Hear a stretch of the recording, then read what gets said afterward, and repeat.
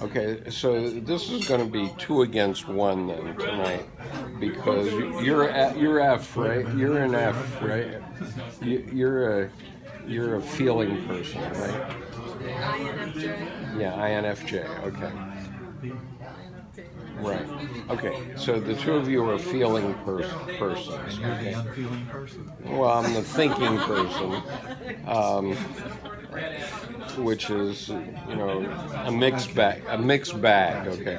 All right. But last week there was a little side note that Bill got going on the difference between a thinker and a feeler, and how feeling people understand things differently from thinking people.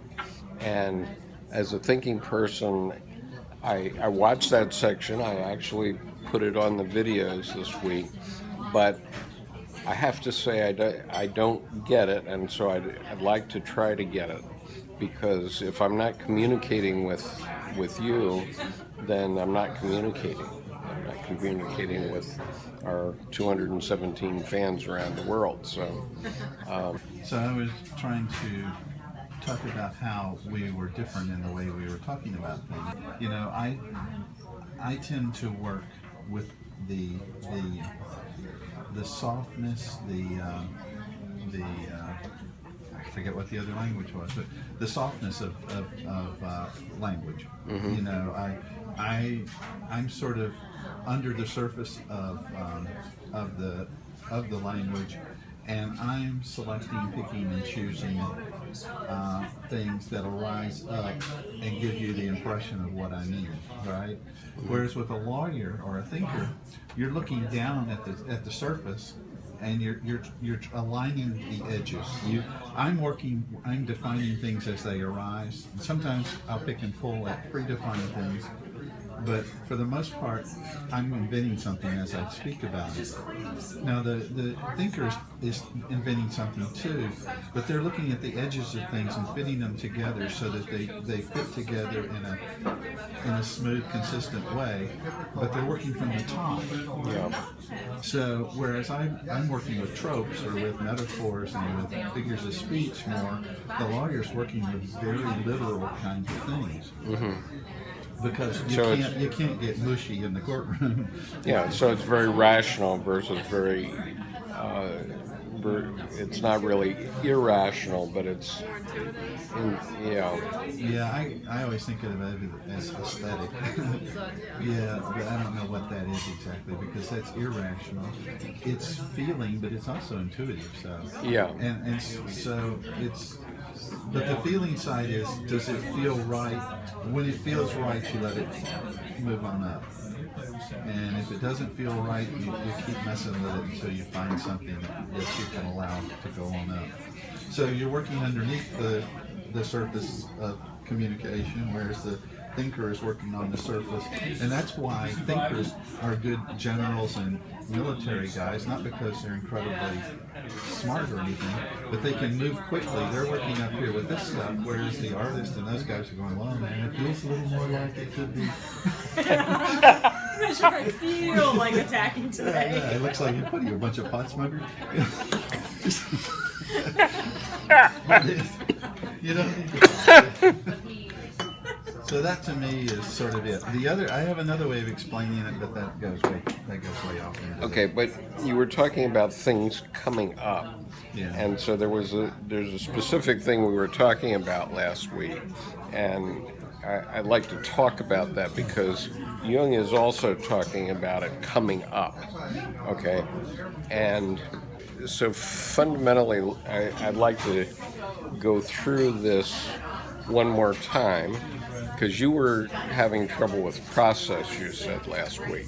I mean, I got this out of when I looked at the video the second time, right? And yeah. What was Jung's? I'm just thinking, like, his perspective. What was he coming from? Was he a Okay, thinker or that's what I'm going to explain now. Okay. So you understand that Jung and Edinger were talking about archetypes as being patterns of the unconscious, right? That much you were there. Okay, so they're talking about layers of these archetypes coming up from the bottom. Okay, and so some people experience, most of the female population will experience being a mother, for example, and so the mother archetype is going to be a common experience of women around the world, and it's actually in every species, as we've shown other nights. And what they were saying was that when these archetypes constellate, once they're called for, they don't do anything when they're in the pleroma, okay? But when they're called for, when they're called for to enter time and space, then they constellate. Then they're talking about constellation, and then they work through their pattern all the way. Okay, so once you're a mother for the rest of your life. It's not going to change, and all the activities that a mother would have, you're going to have, and father is the same way. And as I've learned, once you marry someone, and especially after you've had a child with them, even if you divorce them, they're part of your life forever. Okay, because they and their relatives, who you may or may not care about, stay in your life, and you end up seeing them at weddings and funerals for the rest of your life. You can't get away from them. In many ways, I'm sorry that I did not attend the funeral of my ex-wife's mother and father. Okay. It was hard to not do, but on the other hand, it would have been hard to attend because it was far away, and I think in one case I may have been in India when it happened. But I loved them, and in many ways, her father was a better father to me than my father was, in some ways. And I mean, he brought me along and in certain ways taught me how to be an entrepreneur, and I thought very highly of both of them.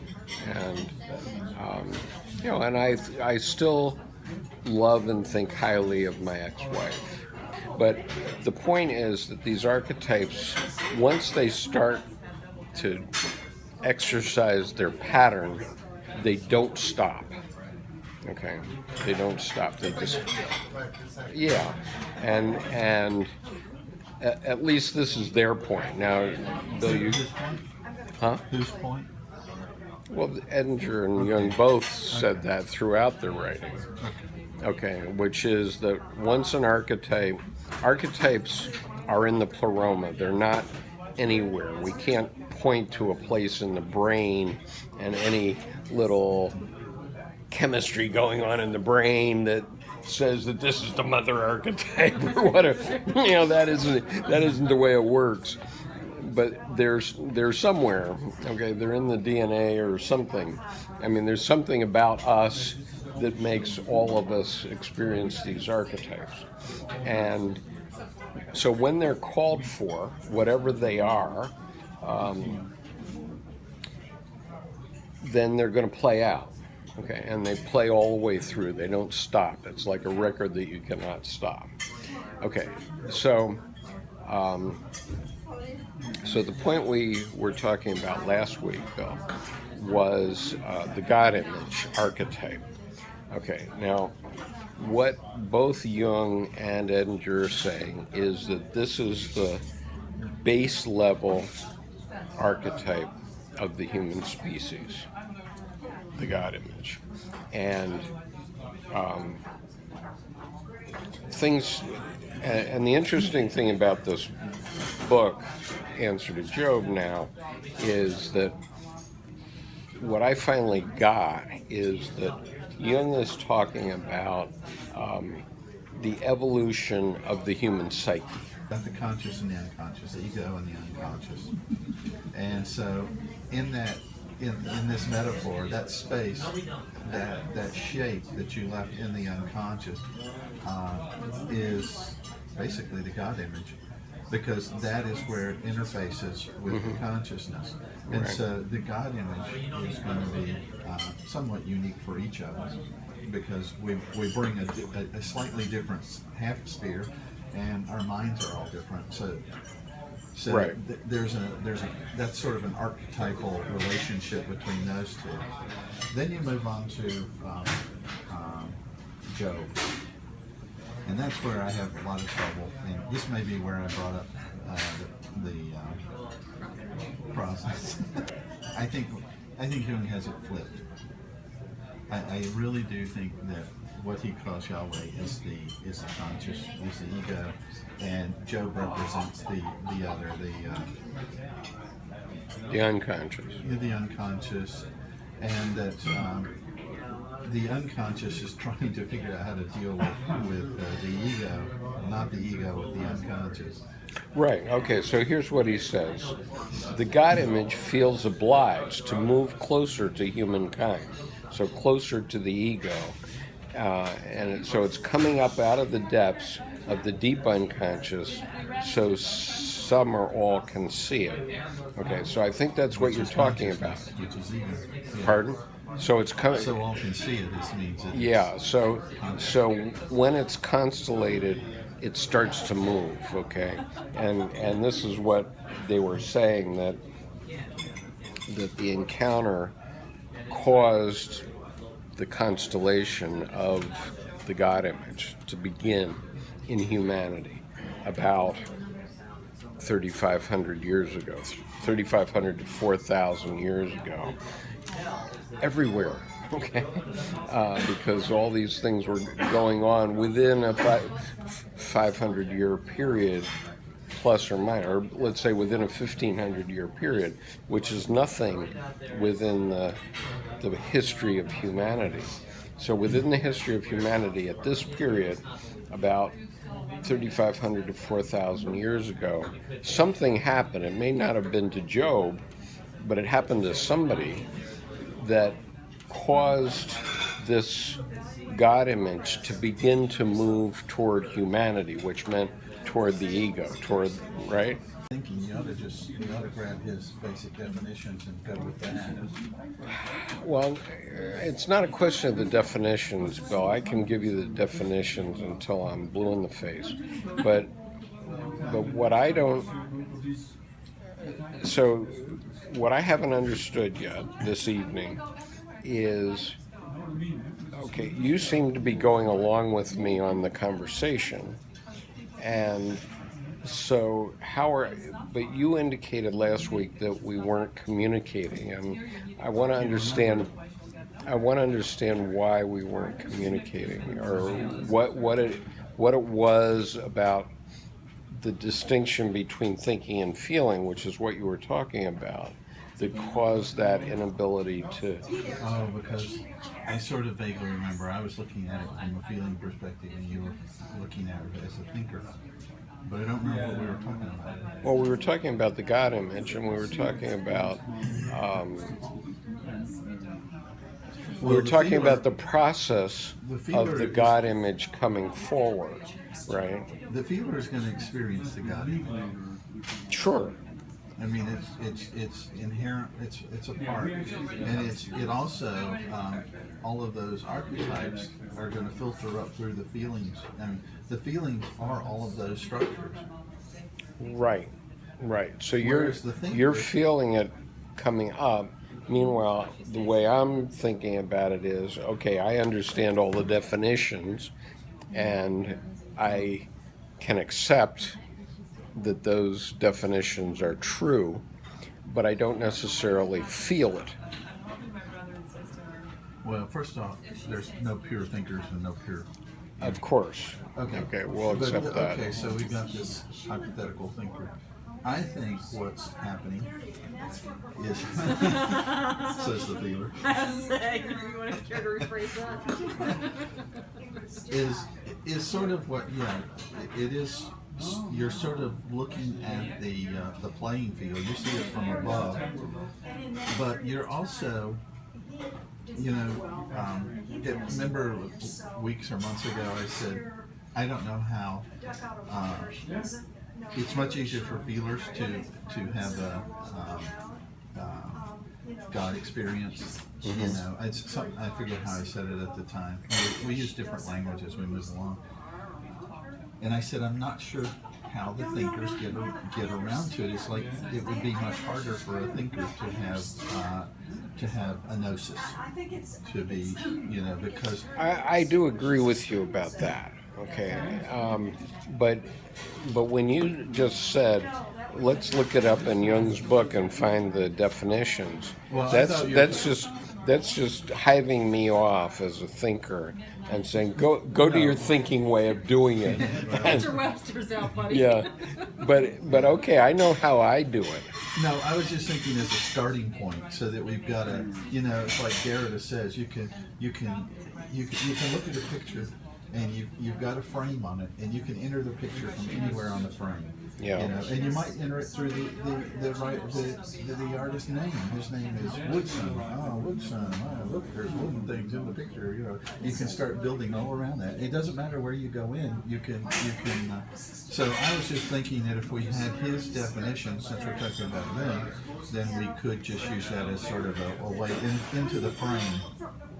And you know, to get into the substance without. Yeah, I'm not convinced, but one thing that you just said does make sense to me. Okay, which is that when I started to paint, I was definitely bringing up stuff from the unconscious.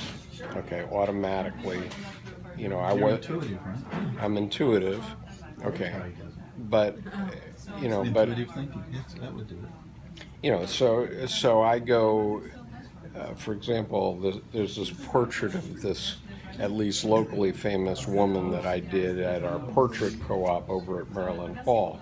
And it was the first time that I had been to the co-op, and the way they do it is they have people sit for portraits for 3 hours, 5 times. So you have 15 hours to do a portrait of this person. So I come in on the 5th time for this one woman. So I have 3 hours to do a portrait. I whip it off in 1 hour, okay? And I did it with a palette knife. I didn't touch it with a brush, okay? And I made her look like the Grinch who stole Christmas. But no kidding. I mean, literally, you know, there is. Well, I mean, there is a yes, she's green and orange in it, right? And I didn't really know who she was, but she was the executive director of Maryland Hall. And so she decides to buy all the portraits, okay? I mean, she's obviously well enough off so she could afford it. And some of those artists are really terrific artists. I mean, people like Johnny Versberger and so on who are doing these paintings. And so she was getting some really beautiful portraits. But mine, I came in, whoop, whoop, whoop, whoop, and but budding de Kooning over here. Right, and she buys them all. She bought them all, including mine, and she put them up on her wall. And she said, you know, yours is my favorite one because it expressed exactly how I was feeling that day. Okay, and so there was an intuitive connection that was there. And You didn't think it out. That's what it sounds like. I didn't think it at all. I just did it. Yeah, I had an hour. I did it in an hour. Whether I had 3 hours, I did it in an hour. Intuition, to me, that would account for a lot. Because I don't know how intuition works exactly, but it somehow goes around thinking and feeling, and That's taps in. instinct.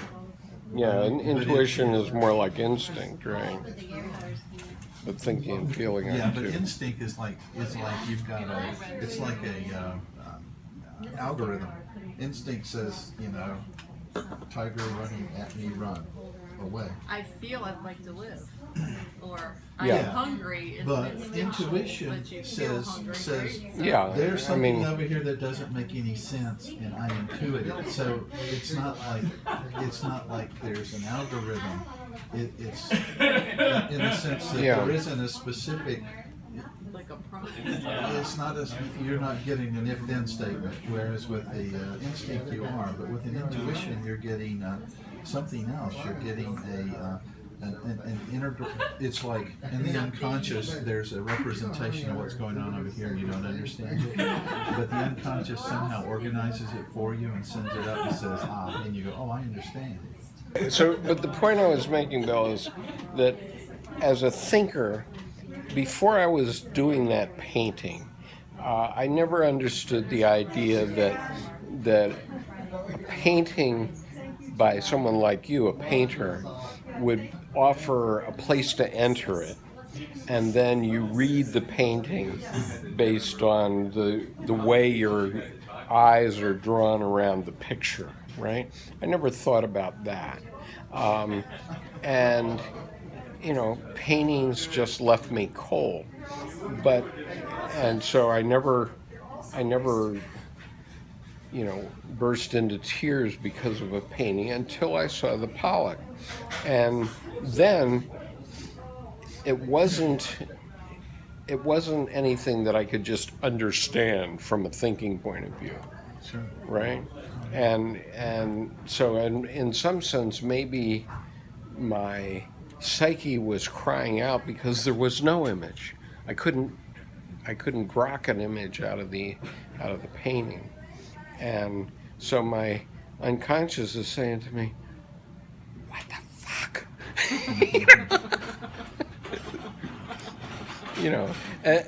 And so at some level it's saying, I can't cope with this, right? My psyche is saying, this isn't something I can cope with. And then it goes down to this lower level where my friend was, right? And that caused my outburst. Okay. But the first reaction was that, it wasn't something that I could just look at the picture and say, okay, I grokked it. I got it, right? And so as a feeler, you're trying to say, you're in your painting saying, oh, I want you to look here first, and then I'm going to do this to make you look here. No, I don't do that. You don't Because do that's that. a designer. And Okay. That's very different than an that's artist. thinking it out. That's a thinking it out. Okay. That's a tech snob. Okay. So let me With to a touch of elitism. wrap up this particular segment of this video. Have we communicated about this thinking and feeling thing on the process?